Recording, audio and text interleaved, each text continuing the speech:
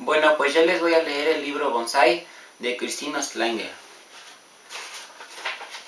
Del extremadamente difícil trato diario con una separada, algunos acróbatas de religión y 22 cabezas huecas. Acaba de pasar la pelea diaria con la separada.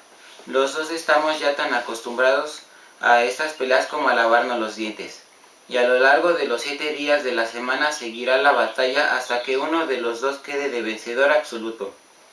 El problema de esto es que no sé bien cómo me va a aparecer la victoria absoluta en esta guerra madre-hijo. En las etapas diarias está claro, el que se va furioso de la sala dando un portazo es el perdedor del día, y el que se queda allí con la cabeza en alto, muy digno, es el vencedor. Pero en realidad yo no quiero pasar el resto de mi juventud como vencedor absoluto, solo en la sala y con la cabeza erguida. En cambio, me es más claro qué quiere la separada.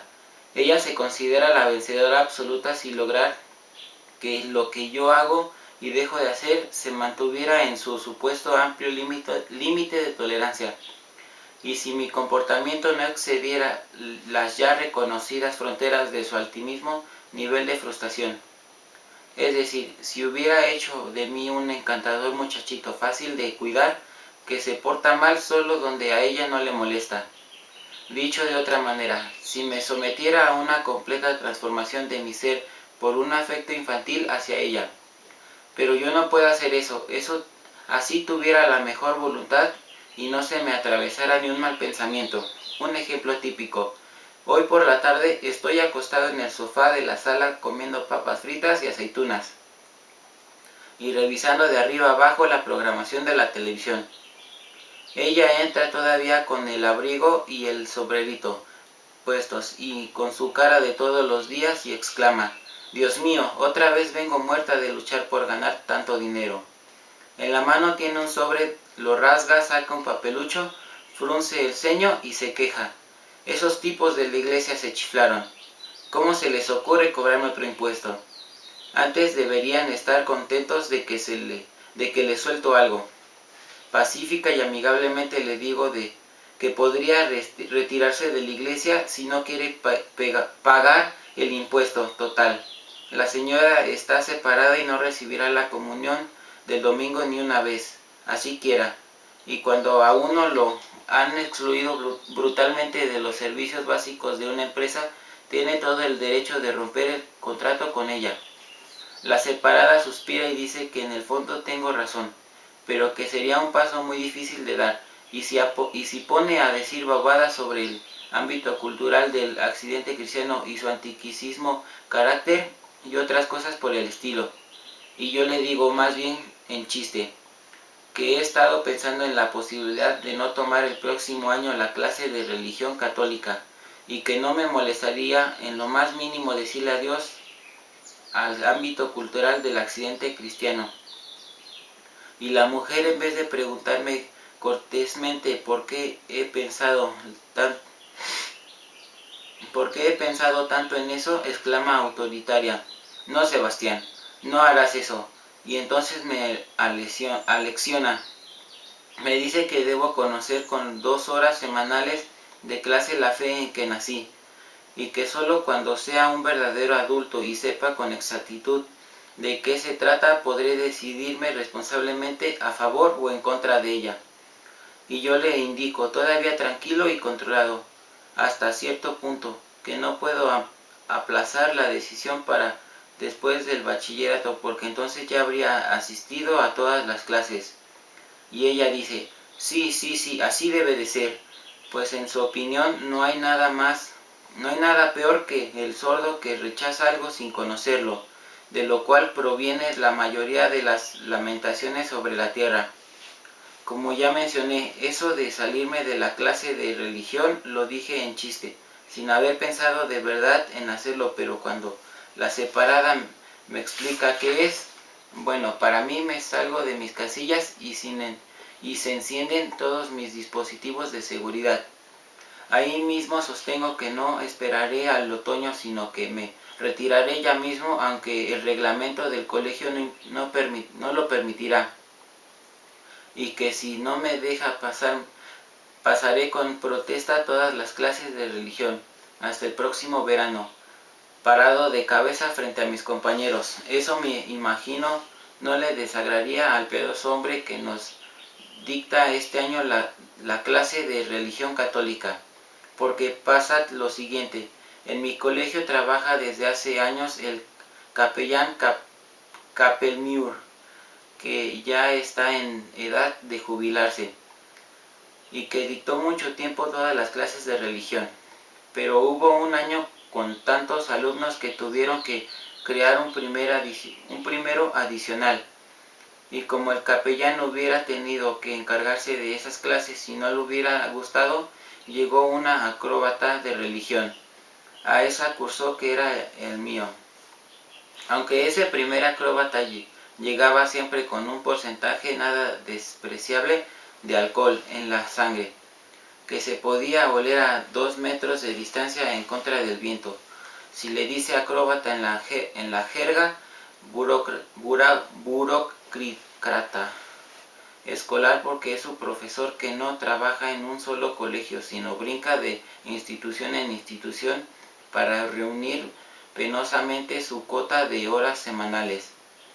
Como mi clase no era ni muy juiciosa ni muy inclinada a perder, el acróbata se frustró y resolvió irse después de un año. Y frustramos al siguiente acróbata y el año próximo al siguiente. Y ahora que estamos en noveno nos embutirán a partir del próximo otoño al quinto ejemplar acrobático. En principio yo no habría estado en contra de la clase de religión si algunos de los acróbatas tuvieran en la cabeza algo más que el eterno cuento del amor prójimo, el tercer mundo, la vergüenza, la vida que no nació, el amor responsable y otras cosas de esas. No me pongo a que se hable de esos temas por ahí hasta semanas enteras. Podría ser mentira de examen, pero podría ser materia de examen, pero habría que despacharlos en otras clases. En religión, quiero tener religión. Esperanzado pongo a prueba a cada acróbata en las primeras horas que pasa con nosotros, incluidos los genios que a veces nos llegan preguntándoles, disculpe, ¿puedo crear Dios una piedra tan pesada que él mismo no pueda alzar? Y sufro un amargo desencanto cada vez que me dicen que no debo hacer preguntas tan imbéciles, o les están prohibidas a unos tales tonterías de la pubertad, o ellos dicen que no se dejarán atrapar con bromas pesadas. Pero esto no es ni una tontería ni una broma pesada, sino un serio interrogante a la omnipotencia divina. Claro que esto no solo lo ignoran los acróbatas, sino también mis compañeros de clase, que tampoco captan lo que me preocupa y cuán fundamental es esto para mí. Creen que son tretas baratas, pero para acróbatas, al igual que todas esas otras preguntas que me hubieran gustado que los acróbatas me respondieran. No logran entender que a alguien le interesan estos temas. Por desgracia, estoy rodeado de puros bobos donde cargar cabezas huecas es lo normal, y donde un poco de paja en la cabeza sería demasiado peso. Hoy adquirí de nuevo dolorosa conciencia de esta realidad. Desde hace años intento aclarar si el ser humano goza de verdad de libre albedrío y hoy temprano en la Travia se ve ocurrido una forma de demostrar que eso de libre albedrío es una patraña. Allí sentado sin pensar en nada especial miro por la ventana y veo un anuncio grandísimo en la pared de una casa sobre una corporación de ahorros de la industria de la construcción. En el cartel salen una mujer embarazada y un joven, y los dos fijan la mirada transfigurada en el abultado vientre, y ahí donde deberían estar los músculos de los dos observadores dice, nosotros pensamos en el futuro.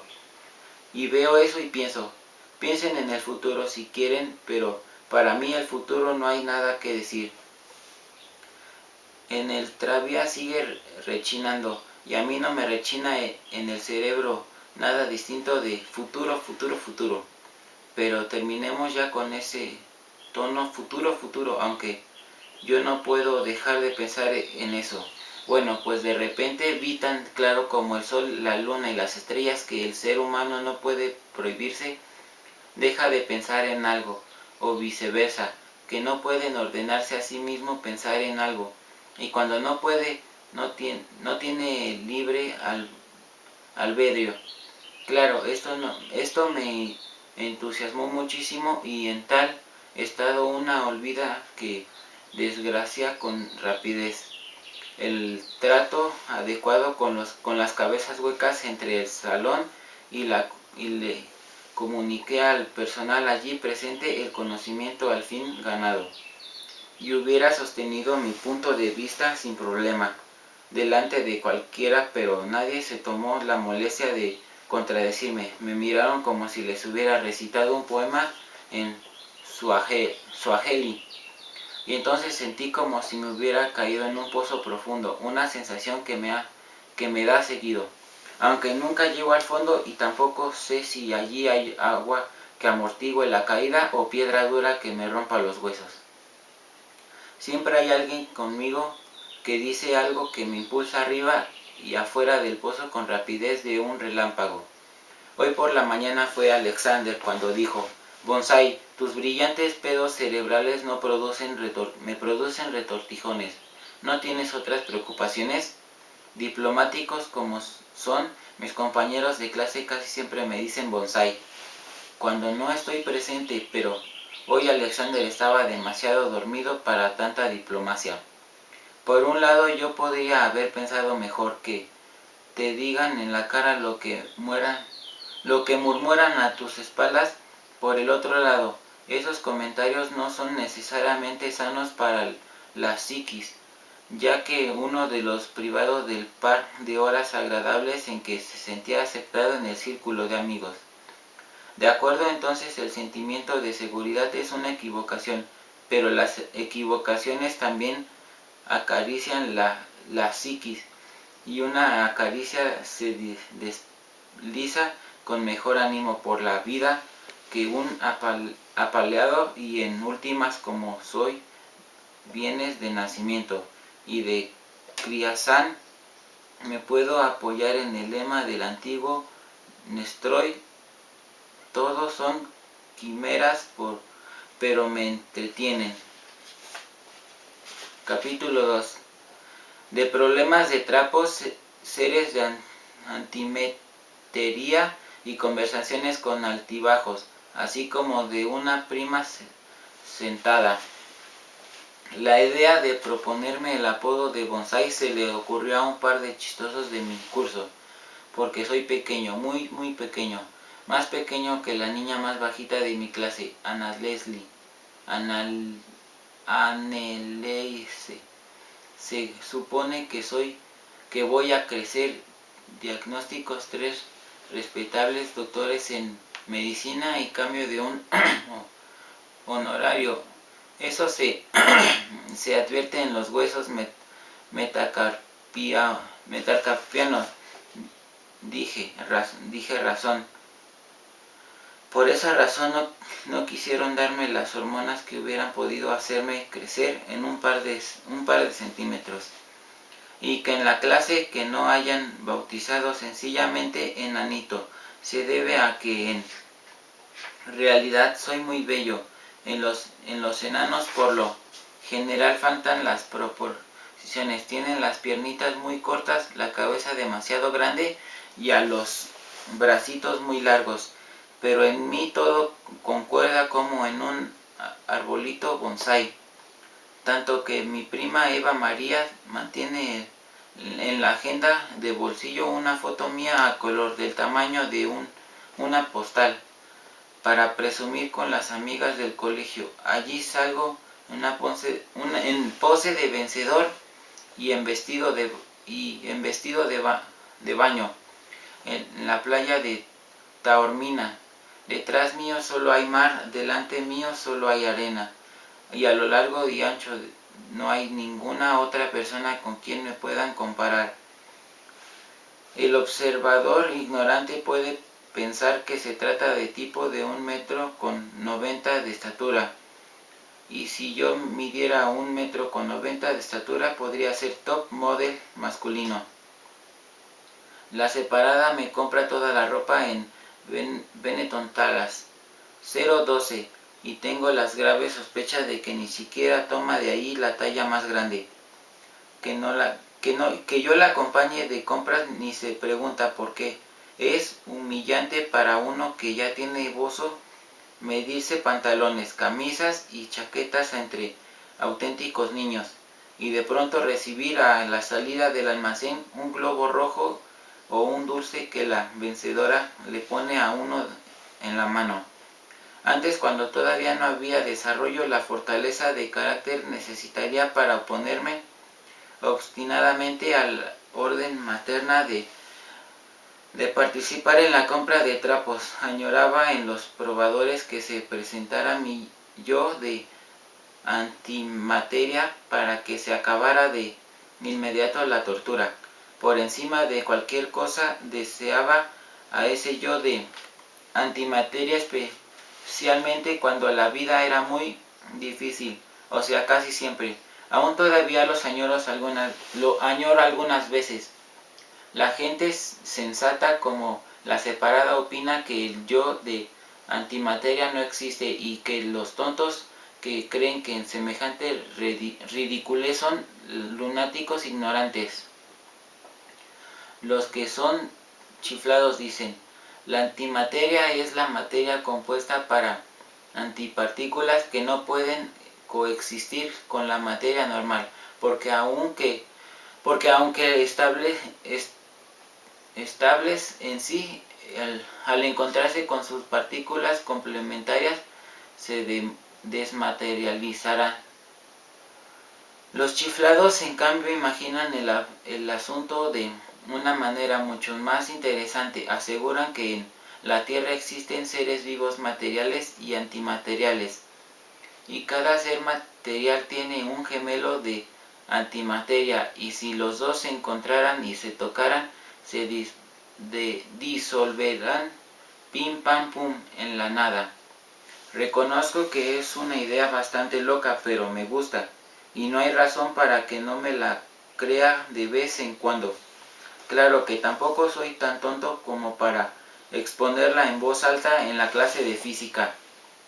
Por eso no tiene sentido que la separada me dé cátedra de ciencias naturales. Apenas fantaseo un poco con la posibilidad del asesinato perfecto cometido por seres de antimateria, y me dicte una conferencia sobre lo absurdo de mis ideas. La mujer no logra captar que hay personas que, dependiendo del humor del momento, pueden pensar de dos maneras distintas, una sentada y otra insensata, sobre la misma cosa. Sobre todo por ella no se ve con claridad que es sensato, pero tiene muy claro que es insensato. No se puede negar que es rico estar en la clase de matemáticas y soñar que va a abrirse la puerta del salón y va a entrar alguien igual de desagradable que el profesor Fishmeer. Esa persona se acerca al profe de la mano, le da la mano y súbitamente ambos se desmaterializan, sin dejar ni siquiera un montón de cenizas junto a la mesa del profesor. Así también se puede entender quién le cae a uno bien de verdad. Cuando me imagino a mi prima Eva María silbando por la calle, ella silba muy duro y muy mal. He imaginado después a una Eva María de antimateria que se le acerca a mi prima. No soy capaz de llegar de llegar al amargo fin de la desmaterialización. Siempre hago desaparecer a la anti-Eva María en la que entrada de una casa poco antes de que llegue a donde Eva María. Y cuando uno no soporta ni una sola vez la posibilidad de desmaterializar con el pensamiento a alguien, es evidente que siente por esa persona una simpatía muy profunda. En el caso de Eva María, eso no es un milagro. Ella es prácticamente la única persona con la que me entiendo del todo bien. Con ella nunca tengo el problema del sube y baja. El problema del sube y baja es la versión moderada del problema del pozo. Esa tonta sensación del sube y baja me da con todas las personas con las que converso seriamente, menos con Eva María. O estoy abajo y el que está en la otra punta del balancín no puede subirme, o pataleo arriba y no puedo bajar. En todo caso, no logro llegar al punto de equilibrio con nadie. Eso solo me funciona con Eva María. Con ella me balanceo en un estupendo intercambio de pensamientos, que si se necesita puede durar la noche eterna. Mi prima y yo con frecuencia dormimos los fines de semana en el mismo cuarto de la casa de campo de mi tía, porque nuestras mamás son hermanas que se quieren y comparten todo entre sí. También comparten la antigua casa de mi tía, Erika. Compró porque quería encontrarse de nuevo con la naturaleza. A mí no me interesa la naturaleza y solo voy allí por Eva María, para que no se aburra tanto y no se atrofie anímicamente entre la madre y la tía. Mi tía piensa que su hija es demasiado joven para quedarse sola en la casa, pero eso es risible. Eva María es un par de semanas menor que yo, y yo desde hace algunos años yo pasaba a veces todo el fin de semana solo en la casa, cuando mi mamá viajaba por motivos semilaborales. Digo semilaborales, porque en esa época no era independiente, sino que tenía un jefe que era al mismo tiempo su relación, y que por desgracia era casado, y ambos aplazaban su love story a fines de semana laborales lejos de su esposa del jefe. Pero mi tía es más terca que la hermana y por ella no se puede discutir prácticamente nada. Por eso Eva María debe ir a encontrarse con la naturaleza a pesar de sus protestas. Y yo viajo por solidaridad con ella. Sin embargo, hay una minúscula esperanza de escapar a los próximos fines de semana rurales. Mi tía Erika ha estrechado tiernos vínculos con el Consejo Ministerial Charver y le gustaría mucho, me dijo en secreto la separada, invitarlo en la casa de campo, aunque tiene miedo de que él y su hija no se entiendan y Eva María lo espante antes de afianzar la relación tanto que él ya no logre zafarse. Así que supongo que en breve mi tía consideraba a su hija lo suficientemente mayor para quedarse sola en la casa y alimentarse por sí misma. No va a dejar escapar el consejero ministerial así nomás. Quiere conseguir a toda costa un segundo marido también, en eso es diferente de la hermana. Dice que necesita un hombro donde apoyar la cabeza y alguien con quien compartir las cargas y las alegrías de la vida. Y dice que tampoco es tan vieja como para renunciar del todo al erotismo, solo que hay muchas escasez de hombres. Los que sirven para algo ya están todos sofisticados y ella no quiere buscar un ejemplar medianamente útil entre los desechos de otras mujeres. Ha llegado al punto de sacar anuncios en el periódico para buscar amigos. Eva María y yo hemos revisado días enteros los clasificados de todos los periódicos para identificar el suyo, pero en ninguna parte se hablaba de una mujer con exceso de peso y una hija de 15 años, o bien oculto su grasa y a su hija, o nosotros investigamos en los periódicos que no eran. Que yo esté tan enterado de las preocupaciones amorosas de mi tía se debe a que las paredes de la casa del campo son muy delgadas. El cuartico donde duermen nuestras mamás está pegado al cuarto donde dormimos Eva María y yo, y cada sábado por la noche cuando mi tía se acuesta con mi mamá en la cama doble, saca lo que tiene adentro. Y no hay que pegar la oreja contra la pared ni espiar. Más bien habrá que toparse ambas orejas para escapar a su lamento. Si fuera por mí, me metería tapones en los oídos para evitar las quejas nocturnas, pero entonces no oiría lo que Eva María me dice. Además, ella quiere pescar cada detalle de los informes maternales. Es lógico que no le sea indiferente si la mamá se queda sola o si mete en la casa a cualquier tipo como su sustituto del padre. Claro que no tendría que ser cualquier tipo, pero ¿por qué debería un hombre razonable posar sus ojos sobre mi tía? Como mucho, se podría entusiasmar con ella alguien aficionado a los perros dogos, porque la mujer tiene la cara súper chata y además parece brava. Eva María heredó un poquito de eso, pero muy moderado. En ella la cara chata produce un efecto adorable.